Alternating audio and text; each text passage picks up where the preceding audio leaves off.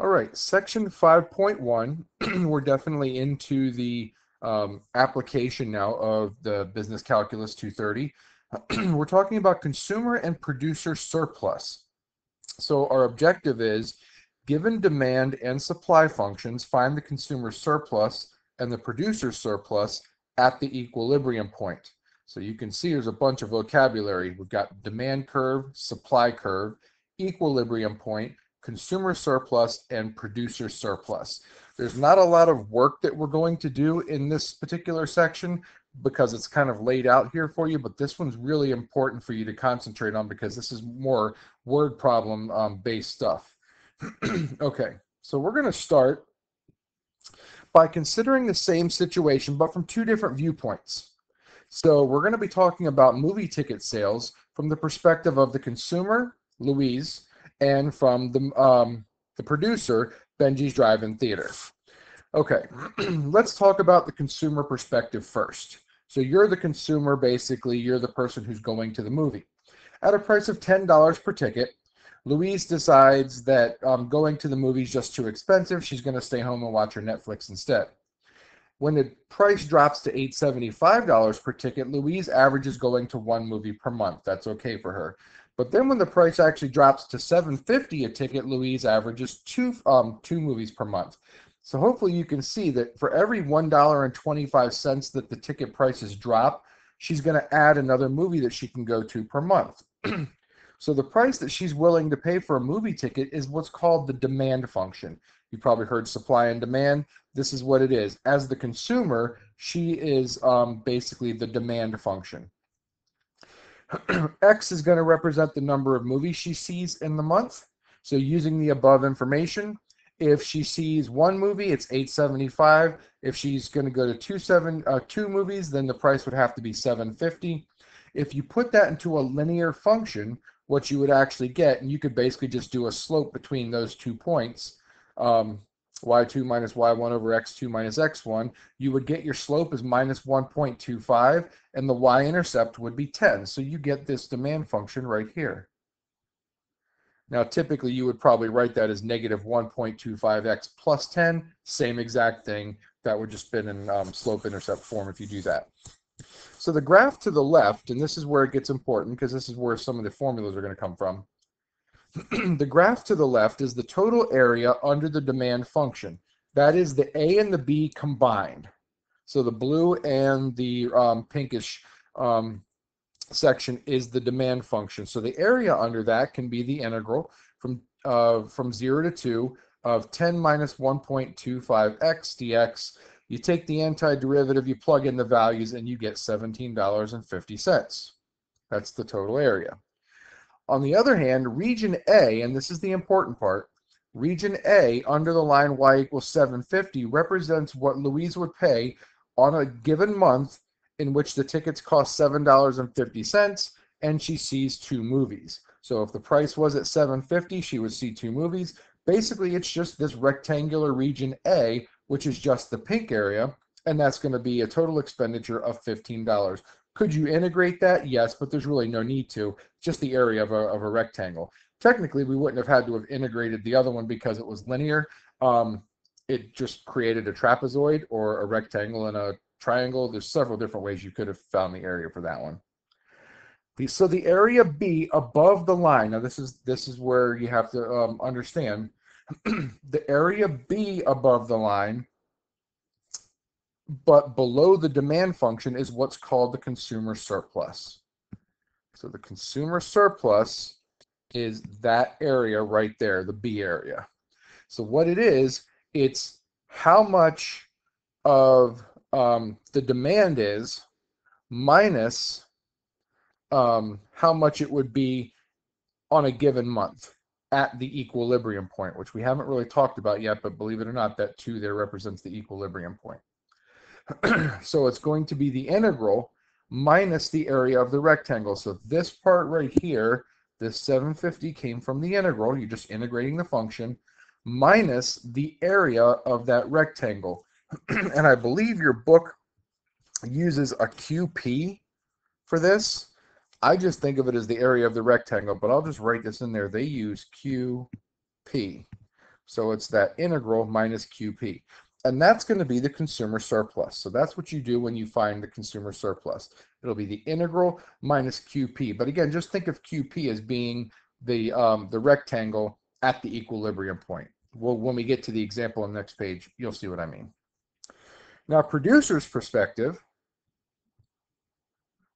obviously now they want to make money. So if Benji's was only allowed to charge $4 per ticket, they would have so many people wanting to go to the movies, they wouldn't actually be able to run the business because they wouldn't be able to recoup what it is because they couldn't fit enough people in there to make it worthwhile. At $5.75 per ticket, however, it's actually going to be worth it for them to show one movie per month. If they raise the price to $7.25 per ticket, then they'll be able to show two movies per month and so on. So the supply function, again, we're going to assume it's linear. Every $1.75 that they add to their price, there's your slope, is going to go up. And then if you were to find the y-intercept, it would be 4. So you can clearly see the linear function in between C and D in the graph on the right, starting at 4 and going up by $1.75 per ticket. So the section C represents the per person cost to the theater for showing two movies, which is $11.50 total. The area of the region above the supply function, but below the ticket price of $7.50, which is D, is going to be the profit for the theater, which economists call the producer surplus. So the section D is the producer surplus. So how do we get D? Well, D means we're going to take that same exact area that we used in the top one, the area of the rectangle, which is the $7.50 times 2, which is going to give you that $15. So basically, that's going to be QP, which is the area of the entire rectangle, the whole CD rectangle, minus the integral of the supply function here.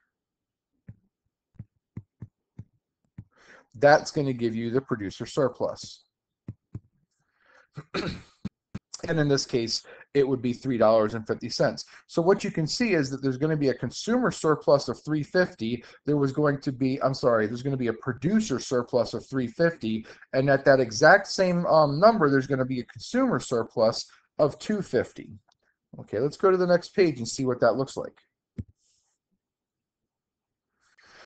So when you put those two pictures together, now we've got those two regions that are the surpluses. And what you can see here is that at $7.50 per ticket for two movies, this is going to show what represents the equilibrium point. That's right here.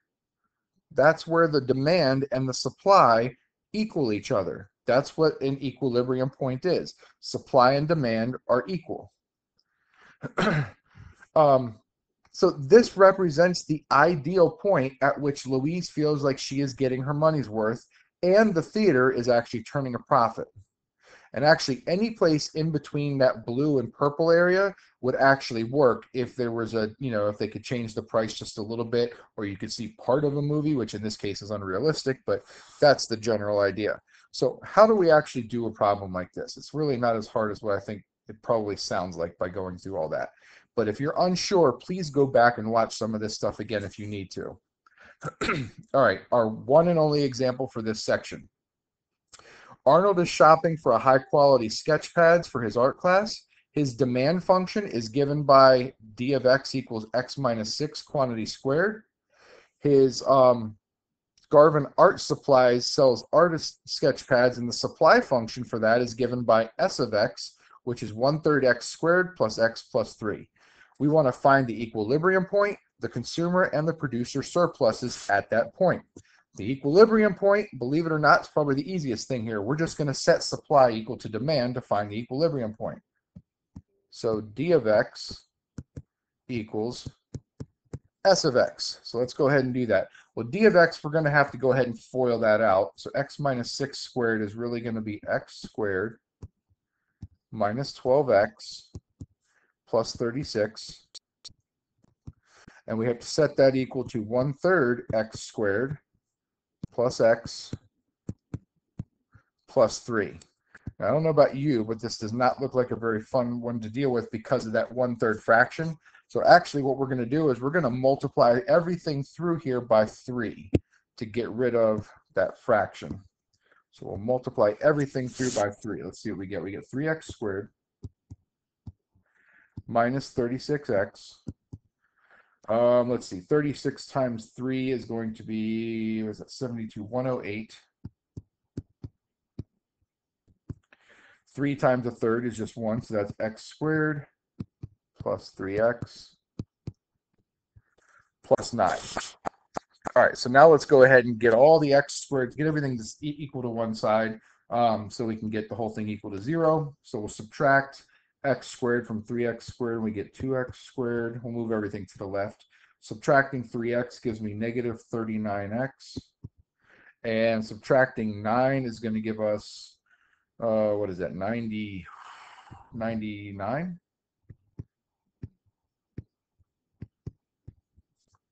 I think that looks right. Oh boy, now we get to try and factor this thing, or we could use the quadratic formula. I think I'm going to factor because I really don't want to square 39 if I don't have to. So let's see if this works. I hope it factors. I'm actually not sure here. I know it's got to be 2x and x. Let's see. Factors of 99. 3 and 33, I guess. Oh, yeah, that's going to do it. Okay. So 3 has to go here.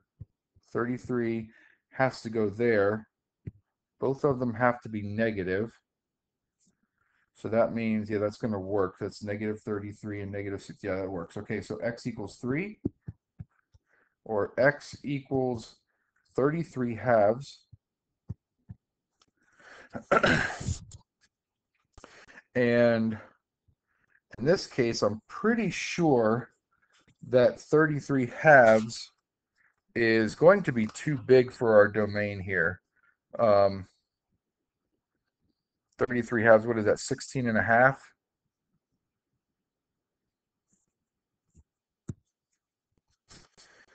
All right, we are going to say that this one doesn't make sense because that would be 16 and a half, and can't really purchase a half of a sketch pad. So we're going to go with x equals 3 as our equilibrium point. So x equals 3 basically is going to give you the same exact supply as it does the demand. So we need to figure out what that value is, because that's really going to tell us what our rectangle, what we're going to use for our rectangle. So if we plug in 3 into our demand function, we get 3 minus 6 squared. 3 minus 6 is negative 3, squared is 9. So that really is the height of the rectangle. 3 is the base of the rectangle. So our rectangle, or our, like I said, they call it, I think it's QP. Our QP value is 3 times 9. That should look like a times. 3 times 9, or 27. So that's what we're going to either add or subtract from our surplus. All right, so if we want to find the consumer surplus,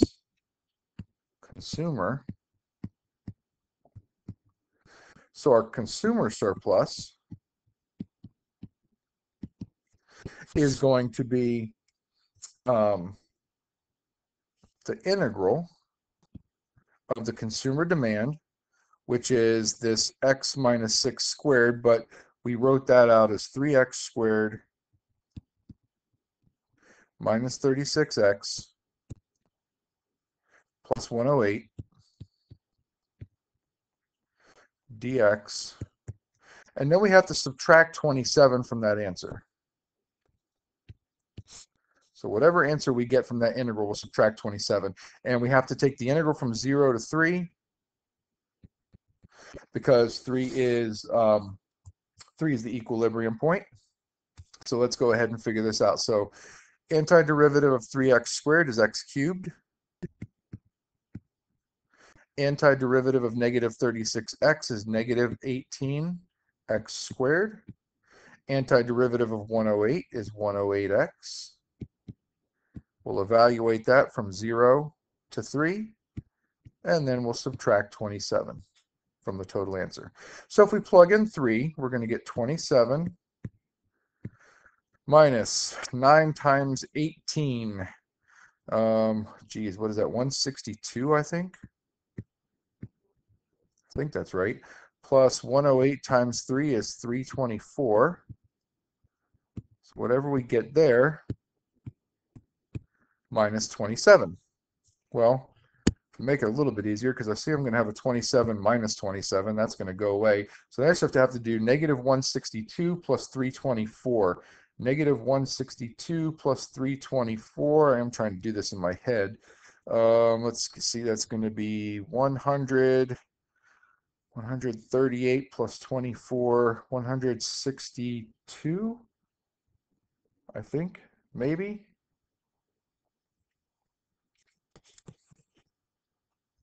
I'm not trusting myself here. I think it's 162. Yeah, you know, it probably is 162, but I made a mistake, so I'm going to go back and correct my mistake here. The function should not have been 3x squared. That was my derivative after I multiplied everything by 3. Sorry, not the derivative. That was what I got when I multiplied everything through by 3. I don't want to use that. So this is going to be completely changed. I apologize. Please change this on your paper. The minus 27 stays. Nothing else is right. I should have used this right there. So let's go ahead and fix that mistake. I should have taken the antiderivative of x squared minus 12x plus 36. All right, try this again. See, that's going to be 1/3 x cubed. My 3's are not looking good. There we go. Minus 6x squared plus 36x. Evaluated from 0 to 3. Then I'll subtract 27. So plugging in 3, that's going to give me 3 cubed, which is 27, divided by 3 is 9. 3 squared is 9, times 6 is minus 54. And then 3 times 36 is, okay, that one's going to be, that's 108 again, so plus 108. And then we'll subtract 27. Because plugging in 0 there gives us nothing to worry about. So let's see what we're going to get now. All right, that's going to give us a little quick mental math there. That's 36. So we have a consumer surplus of 36. Okay, now let's go ahead and check out what our producer surplus is going to be. Producer surplus. Learn how to spell surplus. There we go. Okay, so the producer surplus is going to be, now this time it's the rectangle minus the integral. So the rectangle doesn't change. That's still 27.